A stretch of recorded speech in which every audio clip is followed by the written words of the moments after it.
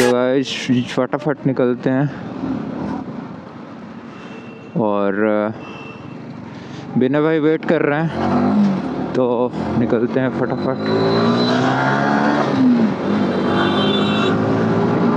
So guys निकल गए।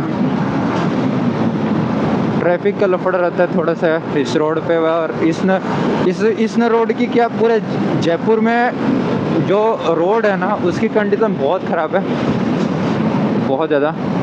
आप देख सकते हैं हर जगह गड्ढा, कहीं तोड़ फोड़ ऐसे होते रहता है, ये नॉर्मल है। और एक्सीडेंट होता है तो उसे जो ब्लेम किया जाता है वो एक ड्राइवर और एक बाइकर पे ज़्यादा होता है कि वो ऐसे चला रहा था। भाई जब रोड ही नहीं रहेगा तो नॉर्मल सी बात है कि उसका एक्सीडेंट होना नॉर्मल है ये।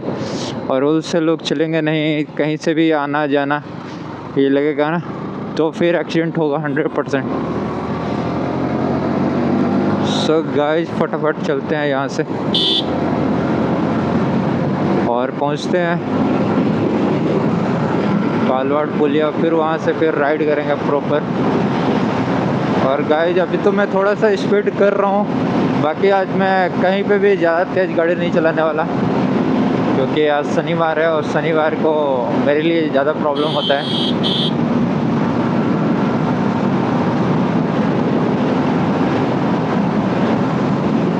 और ये R15 की जो बाइक है ना, इसकी हैंडल में जो प्रॉब्लम है ना, ये कभी आज तक मैं रिजॉल्व देखा ही नहीं। ये 2 महीने तक सिर्फ रहता है, तीसरे महीने वापस से मतलब ऐसा लगता है ना कि ये बाइक की जो हैंडल है ना ये स्टेबल नहीं है, ये बबलिंग करता है, छोटा मोटा गड्ढे में भी जाता है तो ऐसा लगता है कि कंट्रोल में नहीं है।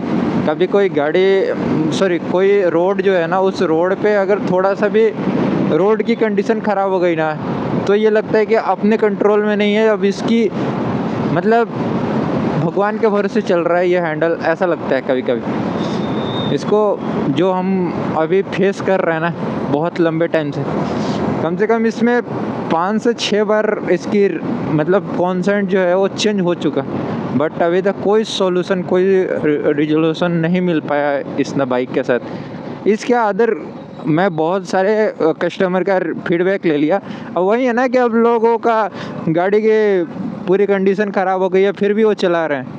आज आप लोगों को अच्छे से प्रॉपर एक चीज़ें मैं गाड़ी के सामने खड़ा होकर के बताएंगे कि हमें इस बाइक को लेने के बाद क्या क्या फेस करना पड़ सकता है।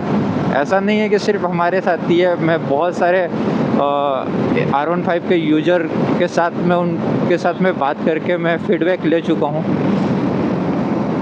और एक और मैं बात बता देना चाह रहा हूँ आप लोगों को कि यामाहा जो है ना उसके जितने भी स्टाफ हैं यामाहा के, वो आपको फीडबैक नहीं देने वाले हैं। फीडबैक क्या, वो आपको रिस्पॉन्स ही नहीं देंगे, आपकी कोई भी काम हो उसको सॉल्यूशन नहीं देंगे। और आप लोगों को बेवकूफ़ तो वैसे भी बनाया जाता है, इस न रिगार्डिंग बेवकूफ़ बनाया जाता है कि वारंटी में नहीं आती तो लेबर चार्ज वारंटी में नहीं आती। अरे भाई वारंटी में तो ऑल आता है, मतलब कि अगर ऐसा तो है नहीं कि तुम्हारा पार्ट्स वारंटी में लगेगा और लेबर चार्ज तुम्हें देना पड़ेगा, फिर वारंटी किस न बात का।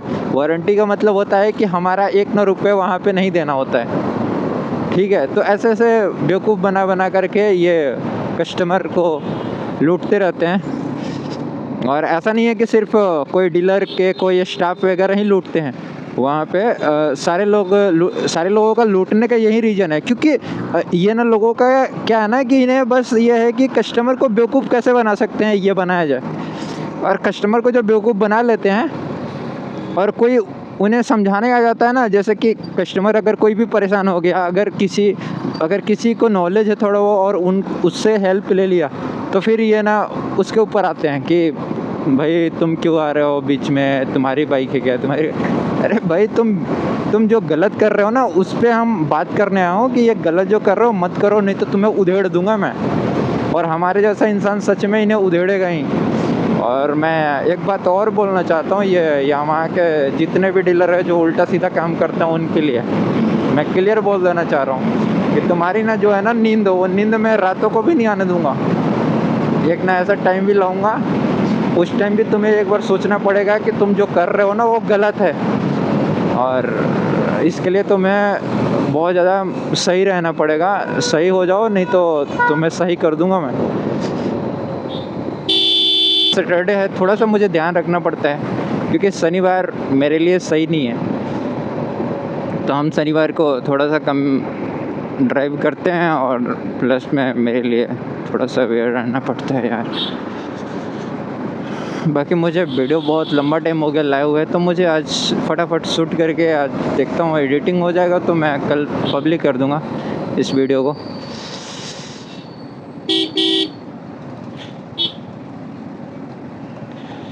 ये जाएगा सीधा ही मेरे हिसाब से, आई थिंक। अच्छा, वाह, बहुत सही जगह से तुम घुमाए हो गाड़ी को।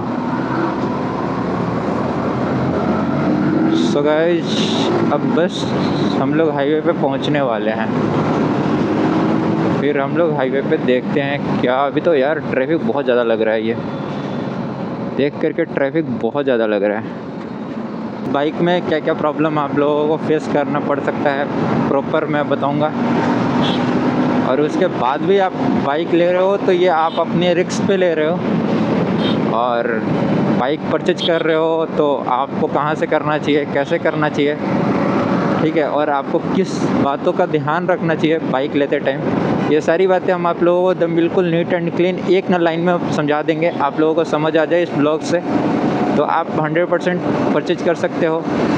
नहीं, अगर आपको बेवकूफ़ बनाया जा रहा है तो फिर आपको बनना नहीं है, और आप बन गए तो फिर आपको समझ में आना चाहिए कि फिर आपको पहले से जो चीज़ें बताया गया है आप देखने के बाद फिर ऐसी गलती कर रहे हो, फिर ये तो आप खुद से अपने पैर पे कुल्हाड़ी चला रहे हो, बस बात वही हो गया।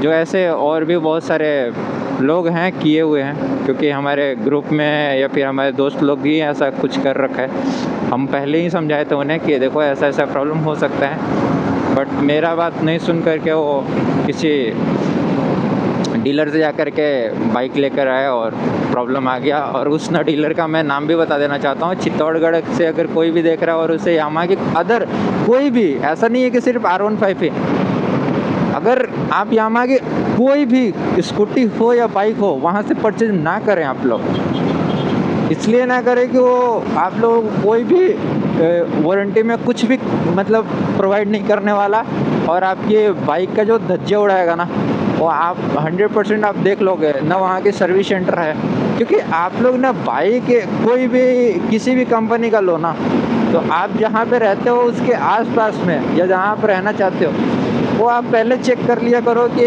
आपको सर्विस जो मिल रहा है या सर्विस जो मिलेगा वो किस टाइप का है। फीडबैक आप लिया करो। एक ना लोग झूठ बोल सकता है सही मिल रहा है ख़राब मिल रहा है, लेकिन आप 10 लोग 15 लोगों से आप जब फीडबैक लोगे ना कस्टमर से कि हाँ क्या है, कितने टाइम से आप बाइक यूज कर रहे हो, तो आपको समझ आ जाएगा कि हाँ ये मुझे लेना चाहिए या नहीं लेना चाहिए। तो चित्तौड़गढ़ का तो मुझे कंडीशन पता है, इसलिए मैं चित्तौड़गढ़ का आप लोगों को पहले बता देता हूँ कि वहाँ का जो सर्विस सेंटर है वो भी सही नहीं है, साथ में वहाँ का जो डीलर है उसको तो बात ही करने नहीं आता। उसके पास कोई मतलब बदतमीजी के अलावा ना उसके पास और कुछ है ही नहीं। डीलरशिप तो ऐसे लगता है वो कबाड़ खाना है, ठीक है, और उससे बात करने चले जाओ तो बोलता है तुम कौन हो, हम तुमसे बात ही नहीं करेंगे। अब कौन है, हम उसके रिश्ते में तो बाप लगते हैं, बट मेरा नाम है पांडे, अब ये तो मुझे बताना पड़ेगा। A few moments later. So guys, जो बाइक में जो R15 में जो प्रॉब्लम आता है ना वो सबसे पहले आता है उसकी हैंडल में। और हैंडल में कितना भी आप रेस बेरिंग किट अपना चेंज करा लो और 2 महीने के बाद वापस से प्रॉब्लम आता ही है। मतलब कि बाइक की जो हैंडल है ना वो लूज वगैरह हो जाता है, और हर बार वो लगता है कि एक्सीडेंट हो जाएगा, या कोई भी रोड थोड़ा भी ख़राब होगा ना तो वहाँ पे ऐसा लगता है कि गाड़ी स्टेबल नहीं है। ये ना फर्स्ट वहाँ पे इसमें मतलब प्रॉब्लम है। उसके बाद इसमें जो ब्रेकिंग होता है ना, ये ब्रेक उतना खास अच्छा नहीं है। इसके लिए कंपनी को ध्यान देना चाहिए कि ब्रेक पे काम करे, ब्रेक को सही करे, क्योंकि जब अपन कभी पैनिक ब्रेकिंग करते हैं तो उस टाइम बहुत हार्ड हो जाता है और उसके वजह से ब्रेक जो है वो लगता ही नहीं है। और जो R15 यूज करते होंगे उन्हें पता होगा कि 100+ जब बाइक होती है ना और ब्रेक लगाते हैं उस टाइम तो ऐसा लगता है कि हमारी बाइक जो है वो कंट्रोल होने वाला ही नहीं है। इतना ज़्यादा ऐसा लगता है कि अब तो गाड़ी जो है वो सामने भिड़ने वाला है, एक्सीडेंट होने वाला है। अब वो कैसे कंट्रोल होता है अलग ही है। अभी इस चीज़ों पे तो कंपनी वाले कभी सॉल्यूशन के लिए या फिर इस पे कभी फीडबैक पता नहीं कंपनी वाले को दिए हैं नहीं दिए हैं पता नहीं। सिर्फ उनका काम क्या होता है कि R15 की लुकिंग अच्छा है और इसके नाम पे गाड़ी बिक रहा है हमारी, और बस बेचो और कस्टमर की बातों को अनसुना करो और इस पे चल रहा है। अभी राजस्थान के जो ASM हैं जो सर्विस इंजीनियर वगैरह, ये वही कंडीशन चल रहा है, मैं देखते हुए आ रहा हूँ। और इस ना बाइक के जो कंपनी फिटेड जो चैन वगैरह आता है ये भी बहुत ख़राब है। हर 150-200 किलोमीटर पे चैन टाइट कराओ लूज होना, टाइट कराओ लूज होना, ये बहुत ज़्यादा प्रॉब्लम है। और मैं ये जो बोल रहा हूँ ये सिर्फ हमारी प्रॉब्लम नहीं है, ये जितना भी प्रॉब्लम बता रहा हूँ ना ये कॉमन प्रॉब्लम है, ये हर बाइक के साथ ऐसा प्रॉब्लम है जो यामाहा की बाइक है या फिर R15 है। लेकिन हैंडल का जो प्रॉब्लम है ना ये बहुत ज़्यादा है, बहुत ज़्यादा। हैंडल और ब्रेकिंग, अगर आपका नहीं प्रॉपर काम करेगा फिर तो आप सामने वाले में एक्सीडेंट करोगे ही 100%। और आपकी बाइक की स्पीड अगर है अगर 150 जाता है, अगर कंपनी बोलता है, अरे कंपनी नहीं भी बोलता है, कंपनी 130-135 भी बोलता है ना, तो भाई 130-135 को कंट्रोल करने लायक तो तुम ब्रेक दो। तुम्हारी जो वायर है ये वायर ही तो थर्ड क्लास है, इस वायर को तुम चेंज कराओ, इस वायर को अच्छा करो कि जब हम ब्रेक लगाते हैं तो इसमें हार्डनेस ना आए प्रॉपर ब्रेक काम करे। KTM की बाइक है और जितना स्पीड बाइक होता है जितना जल्दी पकड़ता है उसको अगर ब्रेक लगाते हैं तो वहीं पे कंट्रोल हो जाता है। और जब R15 इतनी फेयर बाइक है जो फेयरिंग से भरा हुआ है कि स्टेबल रहे, ये बाइक को ब्रेक लगाते टाइम लगता है कि कंट्रोल नहीं होने वाला है। तो इस पे कंपनी को ध्यान देना चाहिए और ये सारी फीडबैक जो है ना ये सर्विस इंजीनियर को लेना चाहिए कस्टमर से। लेकिन उनको क्या है कि उनको फ़ोटो खिंचवाना है, कस्टमर से ये बोल करके बोलना है कि आप तो यामाहा के फ़ैन हो। अरे भाई फ़ैन हैं, बट अब कोई प्रॉब्लम है, अगर कोई आपकी बाइक में कमी है तो उस पे भी काम करो ना, उसको भी सुनो, उस पे काम किया करो।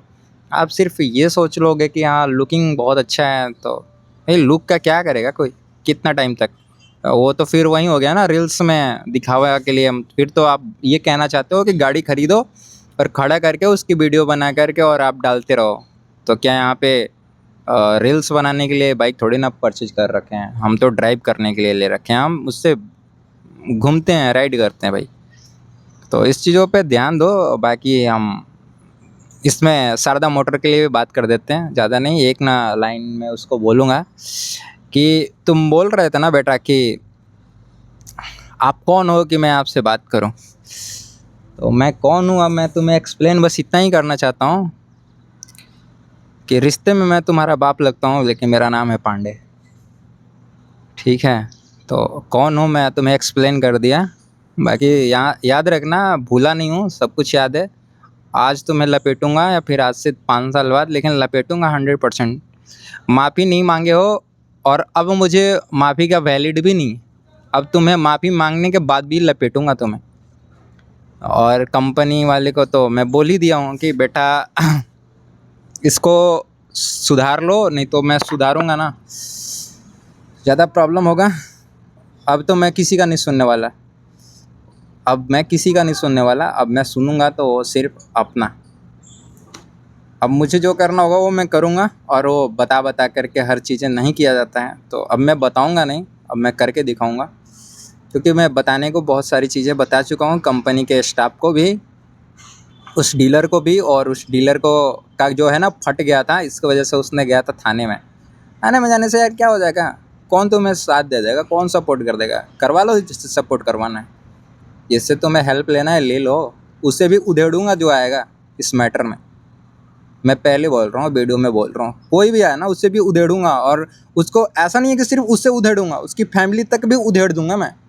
क्योंकि बेटा मैं तुम्हारे बीच में नहीं आया हूँ। तुम अगर हमारी मैटर में आओगे ना किसी का लेकर के पॉइंट, तो तुम्हारी ना पूरी खानदान को उधेड़ दूंगा मैं। ये याद रखना, कैसे उधेड़ना है ना वो मुझे पता है। अगर इसे तुम गलत वे में ले रहे हो तो तुम लेते रहो, मुझे उससे घंटा नहीं फ़र्क पड़ रहा है। अगर जो गलत कर रहा है हम उसके लिए आवाज़ उठाएंगे, उसको उधेड़ता रहूँगा। हमारे को जो गलत बोलेगा ना उससे छोड़ूंगा नहीं मैं, पहले क्लियर कर दे रहा हूँ। बाकी जय श्री राम।